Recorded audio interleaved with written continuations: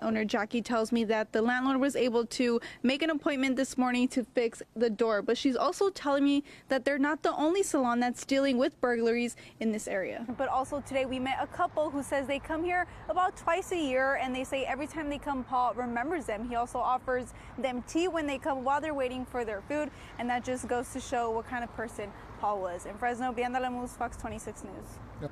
The Fresno County Sheriff's Department says if you do want to enjoy some water fun this spring, head to the lake. Lake water doesn't move, but it's very important to wear a life jacket whether you're in the water, near the water, and especially one that fits you. In Fresno, Brianda Lemus, Fox 26 News.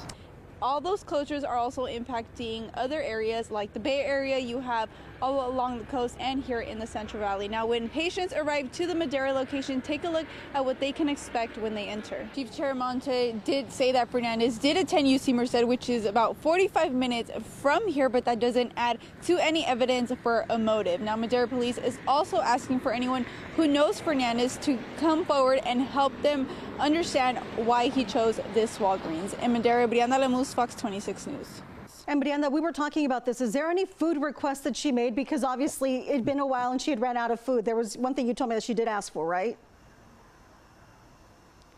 Yeah, so Christian Gutierrez mentioned that on her way down, all she wanted was peanut butter and jelly sandwiches. Gutierrez says that they had just done a grocery run to stock up the cabins, and he says she had plenty of peanut butter and jelly sandwiches, which I'm sure all of us in the community and watching are just happy she was found. Indeed. After posting about the break-in on Facebook, some suggested the suspects might be part of a group sometimes referred to as gypsy criminals. The whole family feels violated and has always been strict about who they let into their home. But after this, they say they're adding more security measures. Back to you, Monty. All right, Brianda, thank you. I'm wearing an adult small medium that carries someone who is over 90 pounds. It's very important to make sure you clip your life jacket, but also tug it to where you feel like it's perfectly safe and where you feel like you won't slip out. Police tell us after Gonzalez assaulted the woman here, he took off, carjacked someone, leading police officers on a chase that ended in a crash. What looks like a normal neighborhood is, but up until you reach Myrtle Avenue and Edith Circle, this is the view. Free entry, 50 cents per ticket, or $10 a wristband. Those are the base prices here. But if vandalism continues, those prices may have to change. Aside from pantry essentials like peanut butter, corn, rice, and beans, the King's Gospel Mission Shelter is also in need of hygiene supplies for men and women. I'm off Temperance and Gettysburg, where officers say this is where they heard a vehicle peeling out and driving reckless. When they arrived, they saw a Dodge Charger peeling out with smoke coming out of its tires. Officers also attempted to pull over the Charger here. A driver refused and headed south towards Belmont Avenue.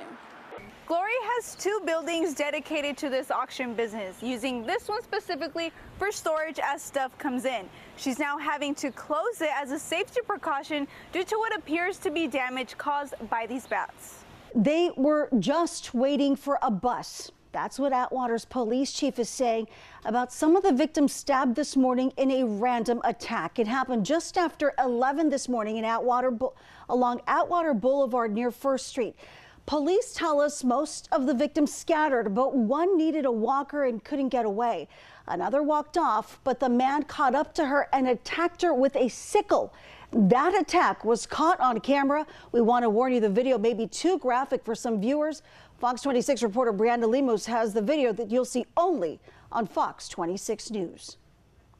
Video obtained exclusively by Fox 26 News shows a man in a gray sweatshirt following a woman Wednesday morning in Atwater when he suddenly begins to stab her repeatedly. Disoriented, she tries to get away, even running across the street for help. But he's still behind her and stabs again in the street before she falls in front of a business. And he stabs her one final time. Atwater police say moments before, 38-year-old Isidro Chavez Gonzalez used a sickle to attack two men at a bus stop. Based on what we know, it seems like it was random. The people that were sitting there were waiting for the bus, but the bus hadn't arrived yet. Police tell us after Gonzalez assaulted the woman here, he took off, carjacked someone, leading police officers on a chase that ended in a crash. And police say the carjacking victim was stabbed too.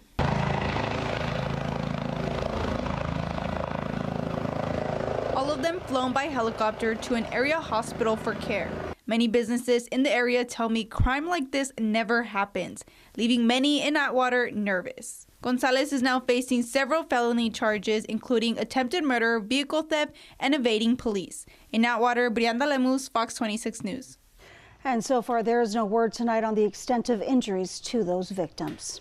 Neighbors in Winton are fed up with a home on their street, saying it catches everyone's attention while driving by. They say the house has been getting worse and worse over the past 6 years. Fox 26 reporter Brianda Lemus went to the home and shares with us the frustration neighbors say they're feeling and what Merced County Sheriff's deputies say is being done about it. We've done complaints to code enforcement, to all types of people, and they're not doing anything. What looks like a normal neighborhood is, but up until you reach Myrtle Avenue and Edith Circle, this is the view. For the past 6 years, neighbors say the man who lives in this home has been going through their garbage and adding the items to his property. The Merced County Sheriff's Office tells Fox 26 this has been an ongoing issue since 2019, and it's issued citation after citation to the homeowner. Yulisa Garibay recently moved out of her parents' house, which is right next door. She told me she feels overwhelmed living so close to the property and fears it could be a threat to her parents' home, especially after a fire already broke out here once before. And now with temperatures rising, her concerns keep growing. I don't think that's fair because, my parents have worked their whole life for their home, and for him just to do it like nothing and he's not responsible is just upsetting. Cecilia Bass lives right across the street. She told me she's ready to sell her home, but she's certain no one will want to buy it once they see the conditions of her neighbor's property. I don't even come out of my house. I mean, I used to like to be out here on the porch. I don't even come out of my house anymore because I don't want to see this. This is disgusting. It's just sad that nothing's being done. We tried to contact the homeowner Wednesday, and a deputy also went to the home, but no one would come out. Each citation from the sheriff's office is $1,000. But due to the lengthy process and California's laws, it took until January 2025 for the sheriff's office to issue an administrative citation. That citation is expected to go before a judge who would need to approve the county's request to inspect the property and remove everything. The homeowner would be billed for the cleanup. It might take, I'm pretty sure it's a process, but I just wish this process could speed up a little bit. In Winton, Brianda Lemus, Fox 26 News. Garibay and other neighbors say their homes had never been infested with roaches or mice before until that mess began accumulating. They say the situation keeps getting worse.